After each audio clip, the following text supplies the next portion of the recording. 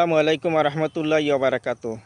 আজ হচ্ছে পবিত্র শবে কদরের রাত্রে। আজকের রাত্রে এবাদতি কিভাবে করবেন? পবিত্র এশার নমাজের পরে তারাবি নমাজ পড়বেন, এরপরে পবিত্র শবে কদরের নমাজ পড়বেন। শবে কদরের নমাজের নিয়তটা কিভাবে করবেন আমি আপনাদের সামনে বলতেছি। নাওয়াইতা নুসাল্লিল্লাহি তাআলা রাকাতাই সালাতিল লাইলাতুল কদরি নফলি মুতাওয়াজ্জিহান ইলা জিহাতিল কাবাতি শরীফাতি আল্লাহু আকবার। এ বলে আপনাকে নিয়ত বাঁধতে হবে। এরপরে আপনাকে সানা পড়তে হবে। এরপরে আপনাকে সূরাতুল ফাতিহা পড়তে হবে।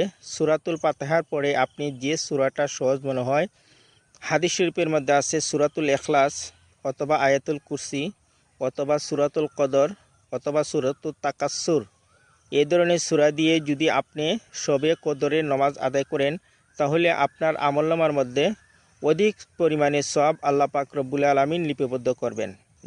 দুই রাকাত করে আপনি যত খুশি তত রাকাত নামাজ পড়তে পারেন, তাতে কোনো সমস্যা নেই। যত বেশি পড়বেন আপনার আমলনামার মধ্যে তত বেশি পরিমাণে নেকি জমা হবে।